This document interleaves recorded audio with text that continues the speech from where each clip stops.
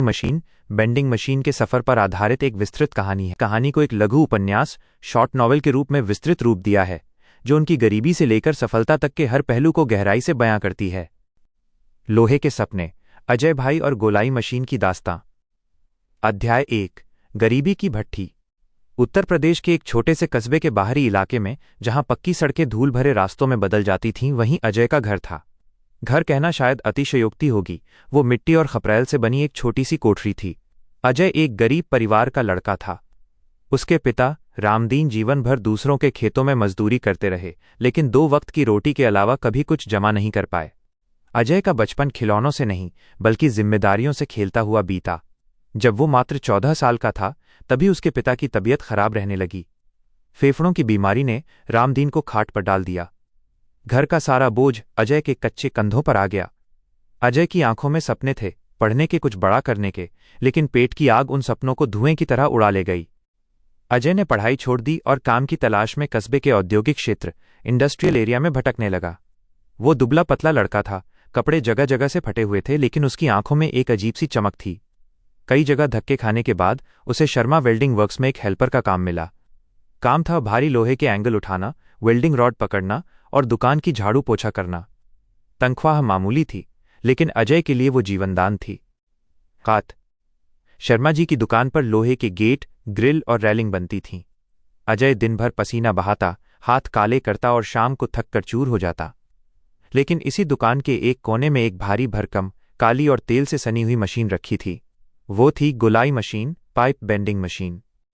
जब भी कोई कारीगर उस मशीन पर लोहे के सीधे, सख्त पाइप को डालता और मशीन का हैंडल घुमाता, तो वो सख्त लोहा मक्खन की तरह मुड़कर एक खूबसूरत गोल घेरे रिंग में बदल जाता। अजय उस मशीन को मंत्रमुग्ध होकर देखता।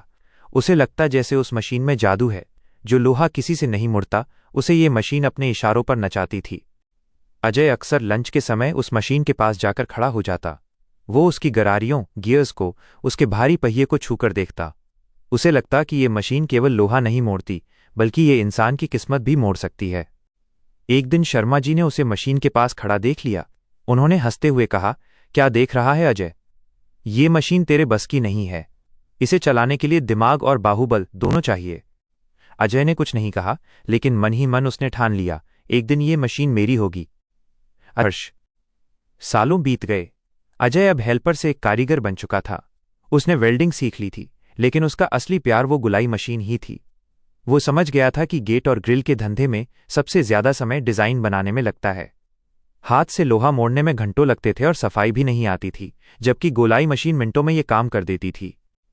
अजय ने अपनी खुद की दुकान खोलने का सपना देखना शुरू किया। उसने अपने पिता से बात की। बीमार पिता ने खांसते हुए कहा, बेटा, हम गरीब लोग हैं, मशीनें अमीरों के चोचले हैं। तू जो कर रहा है उसी में खुश रह। लेकिन अजय नहीं माना। उसने पता किया तो मालूम हुआ कि एक अच्छी गोलाई मशीन 30-40 हजार रुपए की आती है। उस जमाने में और अजय की हैसियत के हिसाब से ये रकम लाखों के बराबर थी। उसने पाई जोड़ना शुरू किया। उसने चाय पीना छोड़ दिया, नए कपड़े खरीदना छोड़ दिया, यहां तक कि कई बार रात का खाना भी छोड़ दिया ताकि मशीन के लिए पैसे जमा हो सकें। कस्बे के लोग उसका मजाक उड़ाते थे। देखो, अजय सेठ बनेगा, वे ताना मारते। जिसके घर में खाने को आटा नहीं, वो मशीन चलाएगा। लेकिन अजय ने अपने कानों में रुई डाल ली थी। उसे बस एक ही आवाज सुनाई देती थी, गोलाई मशीन के चलने की आवाज। अध्याय 4, वो टूटी हुई मशीन। 2 साल की कड़ी तपस्या के बाद अजय के पास कुछ हजार रुपए जमा हुए, लेकिन वो नई मशीन के लिए काफी नहीं थे। तभी उसे खबर मिली कि शहर के एक कबाड़ी के पास एक पुरानी जंग लगी हुई गोलाई मशीन पड़ी है। अजय भागा भागा वहां गया। मशीन की हालत खस्ता थी। उसकी गरारियां जाम थीं, हैंडल टूटा हुआ था और वो लोहे के कबाड़ के ढेर में दबी पड़ी थी। कबाड़ी ने कहा, ये कबाड़ है, 5,000 रुपये दे और ले जा। अजय ने अपनी जमा पूंजी निकाली और वो मशीन खरीद ली। उसे रिक्शे पर लादकर जब वो अपने घर, जो अब एक छोटी सी झोपड़ी से टीन के शेड में बदल रहा था, लाया, तो मोहल्ले वाले हंसने लगे। अजय पागल हो गया है, कबाड़ घर लाया है, लोगों ने कहा।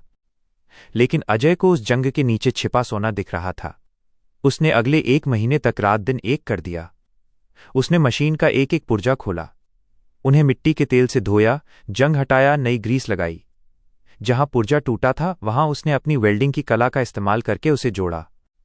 1 महीने बाद वो मशीन जिसे दुनिया ने कबाड़ मान लिया था, अजय के आंगन में नई जैसी चमक रही थी। उसने उसे लाल रंग से रंगा था। मशीन तैयार थी, लेकिन काम कहाँ था? अजय ने अपनी छोटी सी दुकान के बाहर बोर्ड लगाया, अजय फैब्रिकेशन वर्क्स माइनस, यहाँ गोलाई का काम मशीन से होता है। शुरुआत के दिन बहुत मुश्किल थे। कोई ग्राहक नहीं आया। अजय मशीन के हैंडल पर हाथ रखे घंटों बैठा रहता। घर में राशन खत्म हो रहा था। माँ की उम्मीदें टूटने लगी थीं। तभी एक चमत्कार हुआ। कस्बे के एक बड़े ठेकेदार को एक स्कूल के लिए 50 खिड़कियों की ग्रिल बनवानी थी।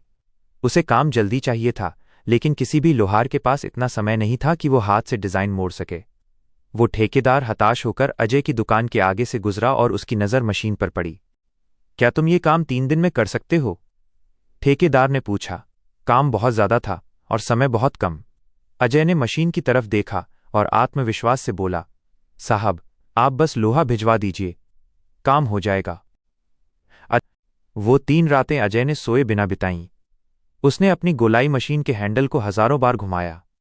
मशीन की आवाज़ खर्र खर्र खर्र रात के सन्नाटे में गूंजती रही। अजय के हाथों में छाले पड़ गए, लेकिन वो रुका नहीं।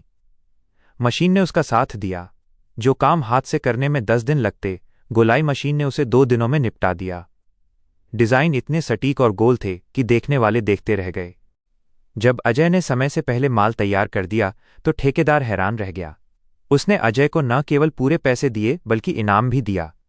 उस दिन के बाद अजय ने कभी पीछे मुड़कर नहीं देखा। उसकी गुलाई मशीन की चर्चा पूरे कस्बे में फैल गई। अब दूसरे लोहार भी, जो पहले उसका मजाक उड़ाते थे, अपने पाइप मुड़वाने अजय के पास आने लगे।